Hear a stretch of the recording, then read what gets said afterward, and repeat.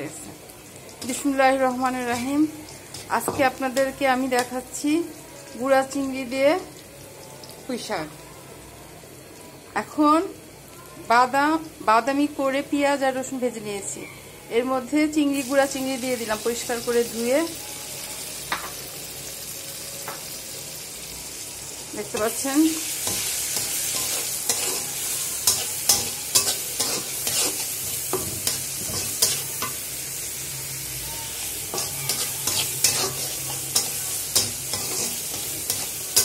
বাদামি করে ভেজে নিতে হবে। আমি এবার রান্না করি।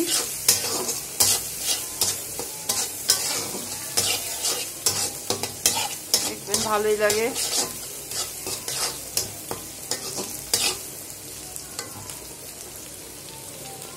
এর মধ্যে কাঁচামরিচ দিয়ে দিলাম।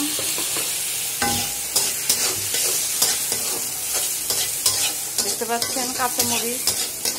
প্রথমে পেঁয়াজ রসুন বাদামি করে ভেজে নিতে হবে, তারপরে চিংড়ি দিয়ে দিতে হবে। চিংড়ি একটু বাদামি করে ভেজে নিতে হবে, হালকা বাদামি। তারপরে কাঁচামরিচ দিয়ে দিলাম পরে।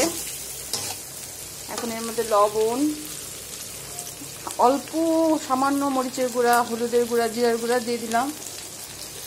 দেখতে পাচ্ছেন এটা কতক্ষণ একটু ভেজে নিতে হবে।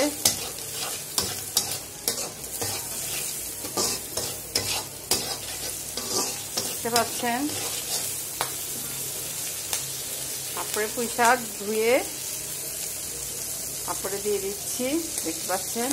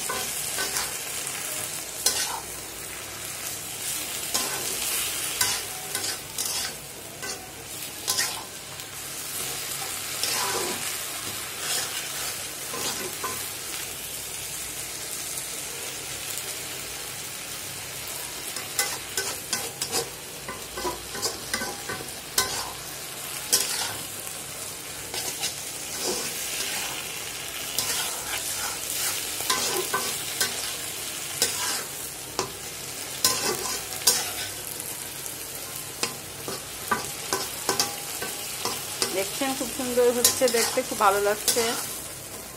মশলা খুব অল্প দিবেন, তাহলে কালারটা সুন্দর দেখা যাবে, খেতে ভালো লাগবে। একটা স্বাদ।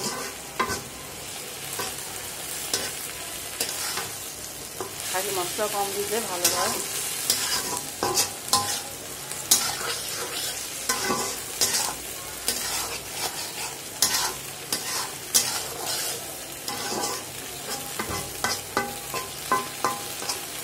পানিটা শুকিয়ে আসলে তারপরে নামিয়ে ফেলবো। আর নাড়তে হবে সারাক্ষণ, নাহলে পোড়া লেগে যাবে। দেখতে পারলেন হয়ে গেল আমাদের মজাদার চিংড়ি দিয়ে পুঁই শাক রান্না। খেতে অনেক ভালো হয়। দেখতে পাচ্ছেন প্রায় হয়ে এসছে। আর একটু পরে পানি শুকিয়ে গেলে নামিয়ে রাখবো।